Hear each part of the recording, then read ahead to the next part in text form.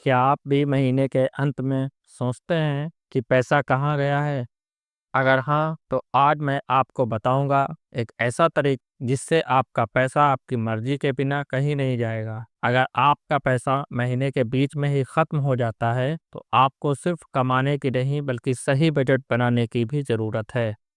क्या आप महीने के आखिर में खाली जेब और ढेर सारे कर्जों की लिस्ट के साथ रह जाते हैं? तो इसकी असली समस्या पैसों का अनजाने में लीक होना है। बजट को आपके पैसों का रोड मैप कह सकते हैं। अगर आप अपने पैसों का सही बजट बनाते हैं, तो ये आपके लिए एक अच्छा और फ्यूचर प्लानिंग वर्क होगा।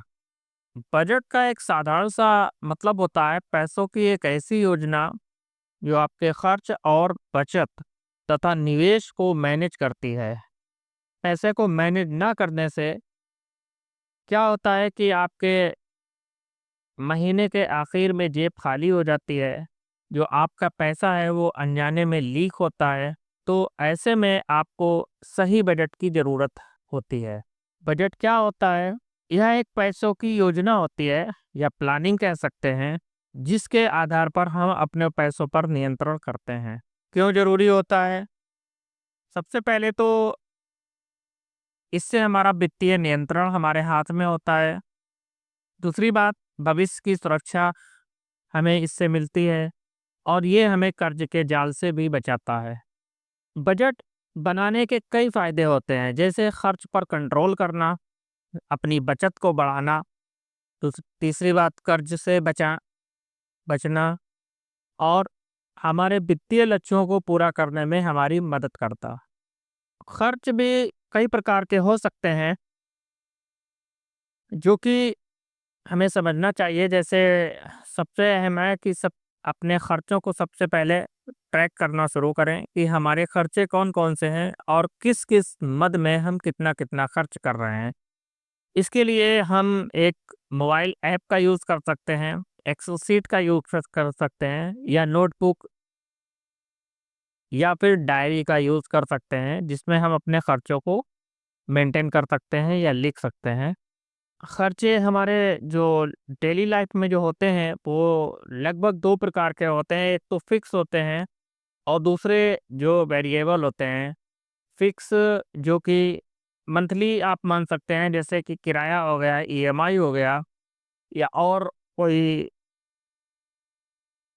खर्च हो गए। वेरिएबल खर्च में जैसे खान-पान, शॉपिंग, ये हमारे डेली नीड के अनुसार खर्चा होते हैं।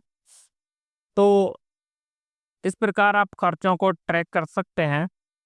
अपनी आय को लक्षित करें और अपनी आय को जो है 50-30-20 के नियम के अनुसार डिवाइड करना ना भूलें। 50-30-20 का नियम मैं ऑलरेडी पहले ही पिछले वीडियो में बता चुका हूँ, आप उसको ज़रूर जाके देखें। और इसमें मैंने इस नियम पर विस्तार से बात करी है। एक स्मार्ट लक्ष्य बनाएं जो कि आपका स्पेसिफिक हो, मेजरेबल हो और अचीवेबल हो। साथ में रिलेवेंट भी होना चाहिए और टाइम बाउंड के अनुसार ही आपका लक्ष्य होना चाहिए। अब सब बात करते हैं कि हम अपने जो बजट है उसको कैसे स्टेप बाय स्टेप उस पर काम कर सकते हैं। तो सबसे पहले हम इसमें सबसे पहले जानेंगे कि हमारी जो सैलरी है वो कितनी आ रही है या फिर हमारा साइड इनकम क्या है। इसके बारे में बात कर सकते हैं। सैलरी का मतलब आप नौकरी पेशा में हो सकते हैं, तो आप अपनी सैलरी जो है वो आप अपनी इंक्लूड करिए, या आप किसी बिजनेस में हो सकते हैं तो आप अपना बिजनेस को इसमें इन्वॉल्व करिए। उसमें जो खर्च इनकम हो रही है वो आप अपना इसमें इंक्लूड करिए। इसके अलावा अदरवाइज कोई आप कॉन्ट्रैक्ट बेस पर कोई काम करते हैं तो उसका भी आप इसमें अपनी इनकम में इन्वॉल्व करके आप उसको सारा एक साथ क्लब कर सकते हैं, मेंटेन कर सकते हैं। दूसरी बात आती है कि जो आपके खर्च हैं वो आप कैटेगरी वाइज बांटें, जो कि मैं पहले बता चुका हूँ 50-30-20 के रूल के अनुसार। जैसे कि आपकी जो नीड है उसके अनुसार, दूसरा आपकी वांट यानी कि चाह है उसके अनुसार, या और तीसरा आपको जो बचत और निवेश के अनुसार, यानी कि आप 3 भागों में अपनी अ, खर्चों को डिवाइड कर सकते हैं और फिर उसी के अनुसार आप अपने खर्चों को खर्च करना शुरू करें। ये है कि बजट को आप प्राथमिकता ज़रूर दें। अगर आप बजट को प्राथमिकता देते हैं तो आप बहुत जल्दी एक फाइनेंशियल फ्रीडम की ओर बढ़ने लगते हैं। बजट का आवंटन जो है वो हमारा 50% नीड के अनुसार हो जाए और 30% आप अपनी वांट यानी कि चाह के अनुसार और 20% जो आपका बचा हुआ हिस्सा है वो आप अपनी सेविंग या इन्वेस्टमेंट में कर सकते हैं। इसको बनाते समय कुछ सामान्य सी गलतियां होती हैं जो को हमें ध्यान रखनी चाहिए। सबसे पहले आप अपना जो बजट बनाएं वो एकदम रिज ना हो, वो एकदम टाइट ना हो। उसको लचीला बनाएं ताकि अपनी आवश्यकता अनुसार उसमें कम या ज़्यादा किया जा सकता है। दूसरी जो गलती होती है वो आप अपने खर्चों को कम आंकना या फिर भूल जाना, इस पर भी आप खास तौर से ध्यान रखें।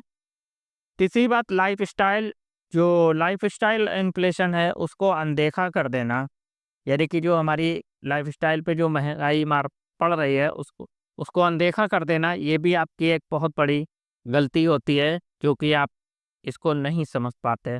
अगली है खर्चों को ट्रैक ना करना, अपने जो खर्च हैं उसको ट्रैक ना करना कि किस मद में हम कितना खर्च कर रहे हैं और सेविंग महीने के अंत में रखना, यानी कि सेविंग जो है वो आप अपने सबसे आखिर में रखते हैं, सेविंग के ऊपर ध्यान बहुत कम देते हैं। इमरजेंसी फंड ना बनाना, ये सब कुछ गलतियां हैं जिसको आपको ध्यान में रखना चाहिए और को नजरअंदाज नहीं करना चाहिए। अब बात करते हैं बजट को एक टिकाऊ बनाने के लिए क्या क्या टिप्स हो सकते हैं। जैसे कि आपको मैंने बताया कि बजट जो है वो लचीला रहे तो ज्यादा बेहतर है। इसमें आपको परिवार को भी शामिल करें और अतिरिक्त आय के स्रोत जो भी स्रोत हैं वो खोजें और उसको इसमें इंक्लूड करने से ना भूलें। सेविंग को ऑटो डेबिट करें, यानी कि जो सेविंग आप करना चाहते हैं यानी कि 20% है या 20% से आपकी ज़्यादा आप बचाना चाह रहे हैं तो उसको ऑटो डेबिट के अनुसार एक अकाउंट में कट करने के लिए एक ऐसा सिस्टम तैयार करें जो कि बैंक के अनुसार बैंक के थ्रू हो सकता है।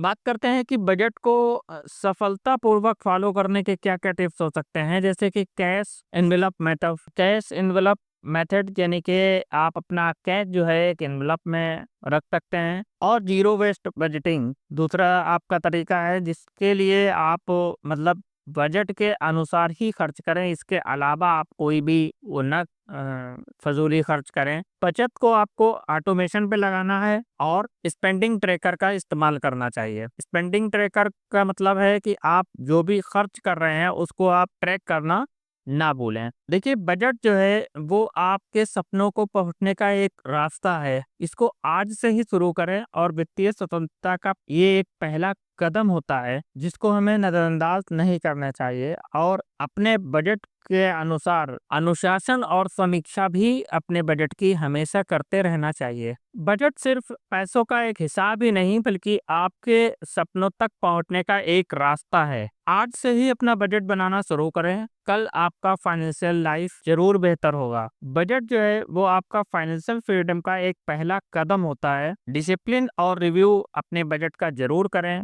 आज से ही शुरू करें, कल से नहीं। इसलिए बजट को नजरअंदाज नहीं करना है। उम्मीद है दोस्तों आज की इन्फॉर्मेशन आपको पसंद आएगी और आज से ही हम अपना आय के अनुसार बजट को बनाना शुरू करेंगे, खर्चों के अनुसार अपने कैटेगरी के अनुसार अपने खर्चों को खर्च करना शुरू करेंगे। वीडियो को ज़्यादा से ज़्यादा शेयर करें, कमेंट करें और चैनल को सब्सक्राइब करना ना भूलें। Thank you.